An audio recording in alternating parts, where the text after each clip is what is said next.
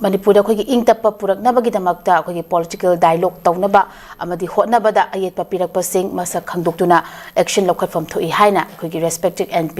khoi gi bimol akoi jamna phongdok khre amadi anoba government ama khoi gi leiraga su center na tungdagi sanar kadra haiba gi chingna ba lei haiba wafam se phongdok le oza chai matang do za gi mod ka mai than meaning oza hoji shanti gi wari sanabada khoi yakhaiba haibasimak adum terrorism gi thabak adugi matangni pukhala ibjinga si ko hanam ka dan notice window gi viewers singi kai khunba thamjari masi gi khabar newspaper sing report gi ba headline ne na sida khwai gi maru oibasi akoina miyam na pama manipur gi si peace ni hariba peace ki process asida yakai tingai ba pirak pasing si masa khangdok pasangi in the meantime peace process gi behind the government of India central government na kari role chanari ba ge kari if madgi role na afaba mong chanaba nataba fataba mong da chanaba yarum lagadi maduni hena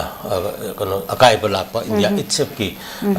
nation state sida akai lakani haiba concept ni masi am chum wafam ni na lirin ko tasengna peace process se koina yamnang sigi conflict situations mayam ski history sidi ekoi we are well expertise haiba tare manipuri miyam puru khuding mak sidi conflict situation gi gano sidi yamna phasana khanga ga dum lakpani madu matam gi matam sana ni thau pan gi matam singda karida ekoi na madu yamna kuina changta dabida koi da tachinner ga lakhiba damana adugi posak tuni ko na hujina ekoi isagi ba miyam gi democracy gi mi socialism gi mi da the Sakti Ema Laini Haraba Sumadu Laitava, Koi Hang Lai Wina, Koi Gomin Malaga Su Dumana Tamba, I don't any decisions gone. Koi Mapan, the Loropa, Amitop, the low Habatare, Maduna, Ekoi Lazeriba. Kuna khangjeri ba conflict situation mayam jigi manungi isian mayam du ginga kanda madugi plus minus tawra kanda resolution purakpa thuna ngamam baje hojikti aikoina bharat ki manung dole kanda ngamjaba ki experience ne aikoina thengnari base hariba peace process asi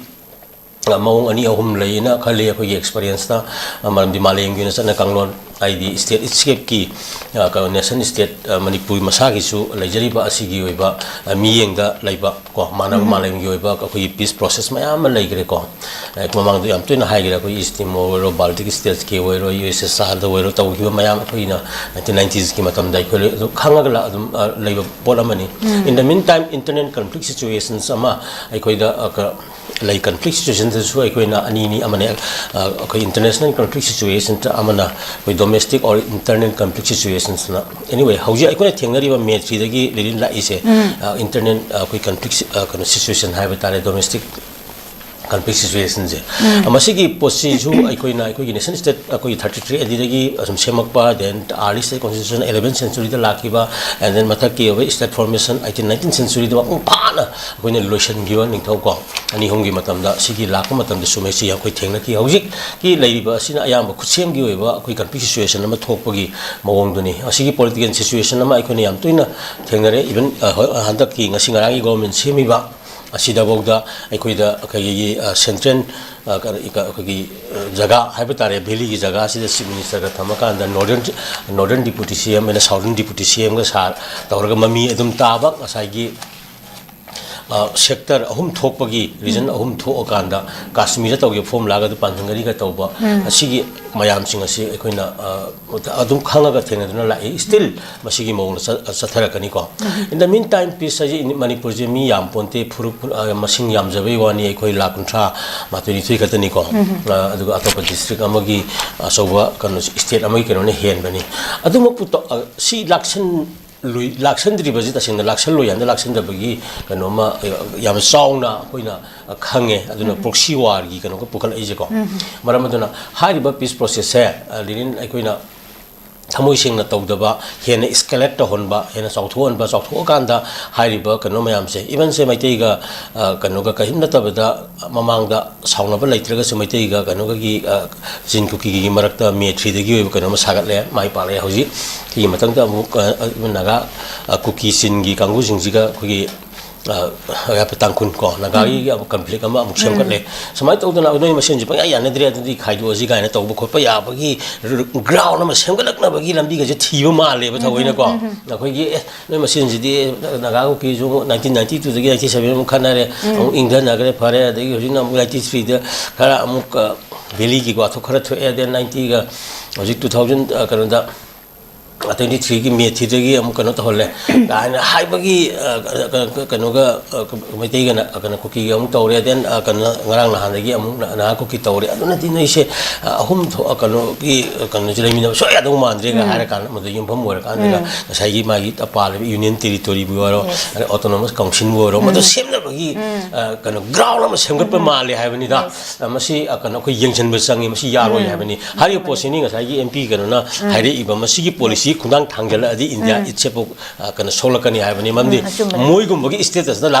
India दा लेरिबो कया no वा तालकदुरबो demand मयाम जे अदुदि हारिबो union territory नतगा autonomous council पीबे याना खल्लगा कनो home थोक्तोरिबो sector home थोक्तोइबो अदुगी modern जे India जे लिसिंग मसेट मसेट थुगाइबगी कनो खक लाइ हाबनी दा India काइने मरम ओइ हाबदुनी मरम मसे तौरोइदबनी तहोइदबनी Manipur is something exceptional from other states. It was not created by the Constitution of India. It was established for in the last 5,000 years and within the Constitution of India, the 1949 controversial merger agreement or annexation ni ga hari se sigi matung dagi dia khoi sum India constitution malung dari established tobuni aina khanga tobuni. It is reflected in the even North City Organization Act ki 1971 da ni yaur ga masai constitution yaujabani India constitution first schedule yaubani akana manipur the territory of Manipur ko just before the commencement of this constitution as if it were administered as chief convenience province ga na adu constitution one ga yaur ga Manipur ki territory kanu che boundary defined or lakni si yenga kanda ko heta atop to panin bi aba akoi merger gi agreement lai ri stand to ni ko si myam che thamge aduna hariba wahai ro yam sum wahai ni Manipur ke dong su chuga na seloi da bani Manipur kai bi India kai bi ka sabana ga ni India madu gi kanu thengna ga ni catastrophe thengna ga ni si ko